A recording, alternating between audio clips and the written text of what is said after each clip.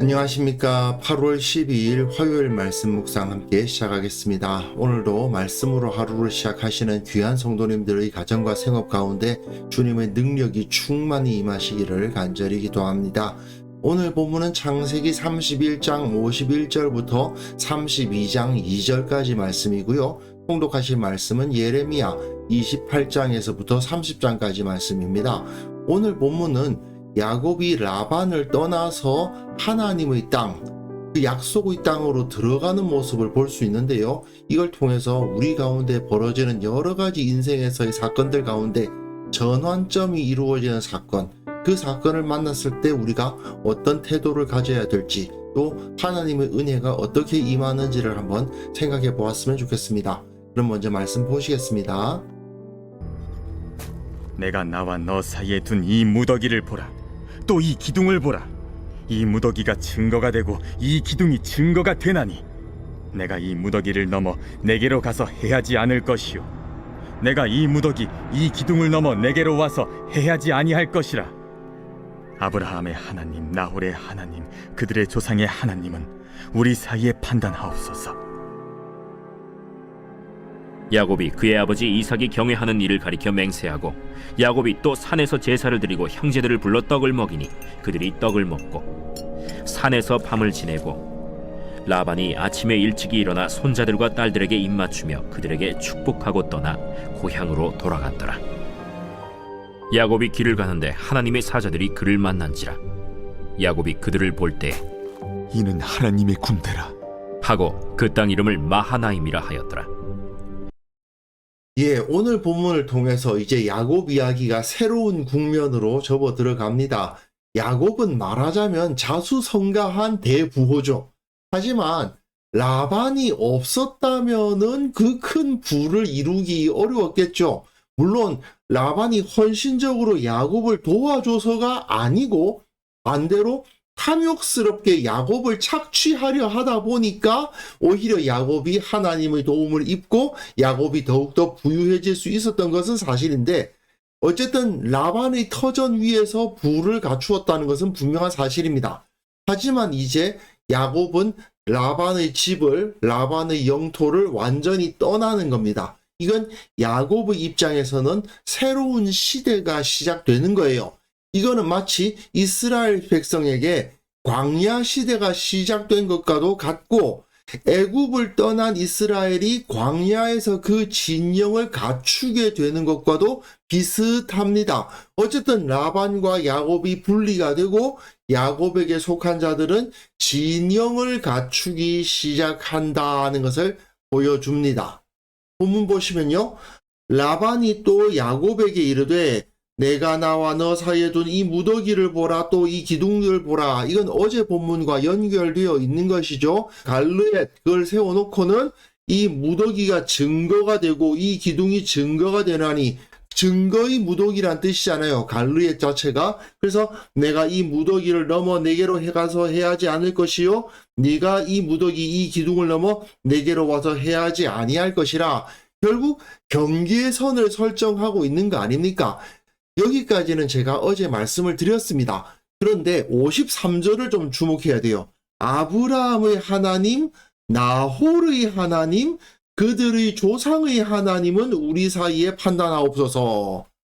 이건 라반이 하나님을 알고 있었음에도 불구하고 다른 신들까지 섬기고 있었다는 것을 그대로 보여주죠.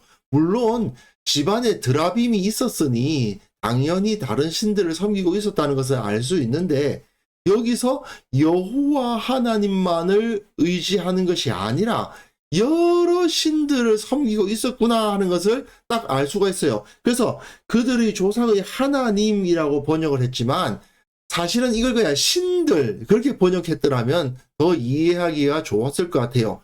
아브라함의 신, 나홀의 신, 그리고 조상의 신들은 우리 사이에 판단하옵소서라고 나름대로 종교적인 말을 하고 있는데, 야곱은 그 아버지 이삭이 경외하는 일을 가리켜 맹세합니다.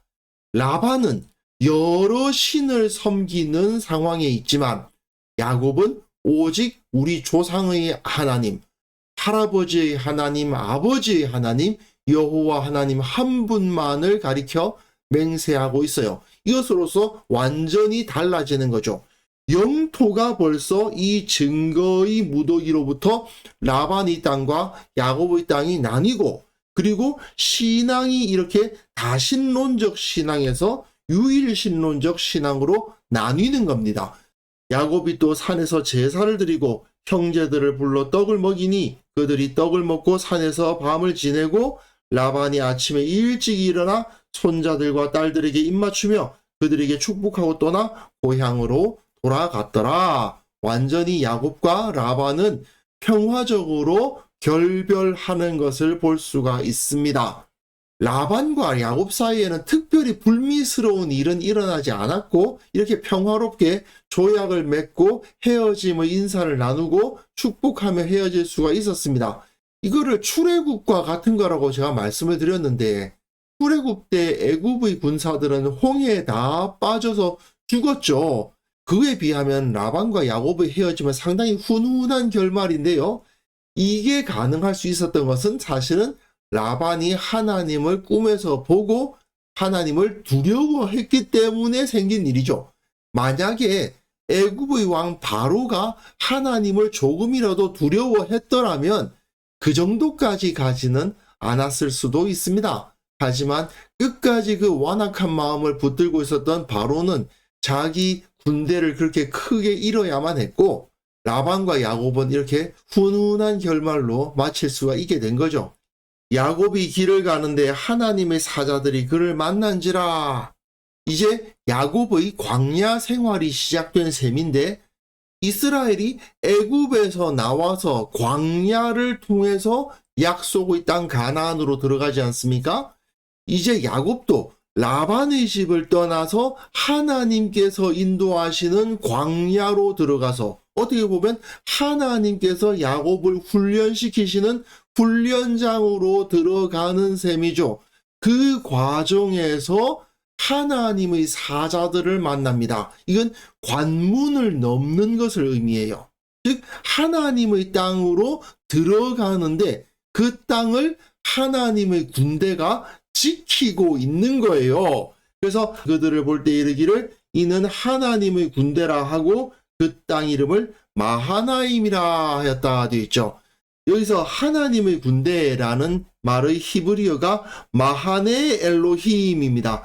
엘로힘이 하나님이고 마하네가 이제 군대 또는 진영, 그것을 의미하거든요. 근데 마하나임 하면은 이 진영을 의미하는 마하네가 복수형이 된 건데 남성형 복수입니다. 내일 본문에 보시면 여성형 복수를 만나실 수 있어요. 어쨌든 여기서는 남성형 복수가 되어서 마하나임이라는 지명이 되는 거죠. 그 땅은 이제 하나님의 군대가 있는 땅이 된 겁니다. 이스라엘이 광야로 들어가서 어떻게 되었습니까? 진영을 갖추었죠.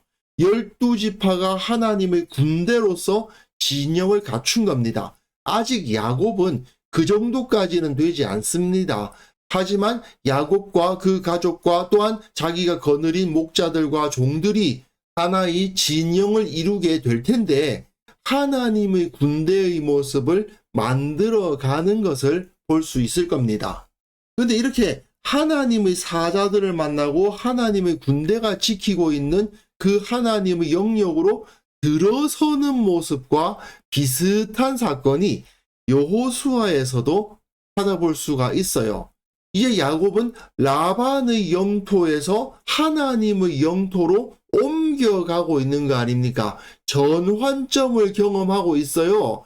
근데 이렇게 전환되는 가장 대표적인 사건이 바로 이 여호수아 사건인 거죠. 그 땅의 소산물을 먹은 다음 날에 만나가 그쳤다. 지금까지는 계속 만나를 먹고 있었는데 광야에서는 만나를 먹지 않았습니까? 사실은 요단강을 건너서도 계속 만나를 먹었습니다. 만나를 먹는 시기가 끝나는 거예요. 그리고는 여호수아가 여리고에 가까이 이르니까 한 사람이 칼을 빼어 손에 들고 마주 서 있는데 여호수아가 나아가서 그에게 묻되 너는 우리 편이냐 적 편이냐 이렇게 물어보니까 그가 이르되 아니라 나는 여호와의 군대 대장으로 지금 왔느니라 하는지라. 그런데 이 여호와의 군대 대장이 여호수아에게 뭘 요구합니까? 네 발에서 신을 벗으라. 네가 신 곳은 거룩하니라. 너는 지금 거룩한 땅으로 들어왔다. 지금까지 네가 살던 상황과는 완전히 달라졌다. 다른 영역으로 들어왔다라고 말하고 있거든요. 그와 비슷한 사건이 이 야곱에게 벌어지고 있는 겁니다.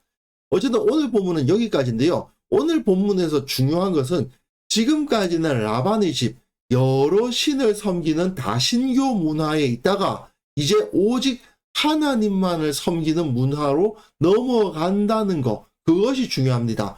원래 야곱은 아버지의 집에서 오직 한 분 하나님만을 섬기는 문화에서 살았지만 죄 때문에 거기서 쫓겨나서 여러 신을 섬기는 곳으로 밀려났었죠. 이제는 다시 오직 하나님을 섬기는 곳으로 돌아오게 되었다라는 것을 보여주는 겁니다. 결국 이렇게 인생의 전환점을 경험하는 거예요. 우리들도 이런 인생의 전환점을 경험하지 않습니까? 뭐 졸업을 한다든지 직업을 갖는다든지 결혼을 한다든지 또는 뭐 이직을 한다든지 등등의 인생의 전환점이 있을 수 있는데요. 우리들에게 있어서 가장 중요한 인생의 전환점이 뭘까요? 바로 하나님과의 만남, 우리 주 예수 그리스도와의 만남이야말로 가장 인생의 중요한 전환점이라는 것을 우리가 기억할 수 있었으면 좋겠습니다. 야곱의 인생을 우리가 따라서 묵상해 가고 있지 않습니까? 그렇다면 그 인생이 무엇에 의해서 이끌려져 갔는가?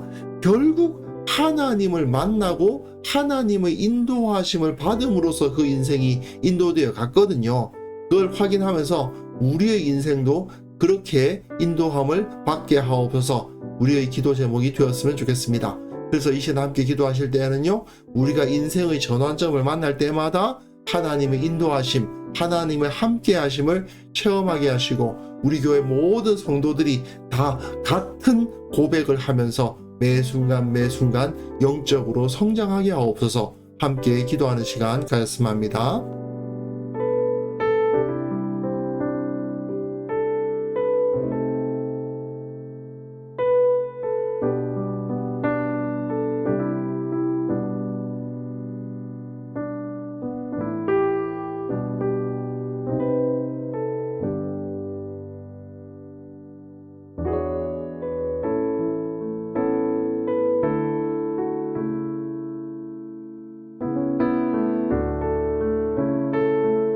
하나님 아버지, 우리가 인생의 전환점을 경험할 때마다 주님께서 우리와 함께 하시고 주님께서 인도하신다는 것을 체험하며 기뻐하며 하나님께 영광을 돌리게 하옵소서.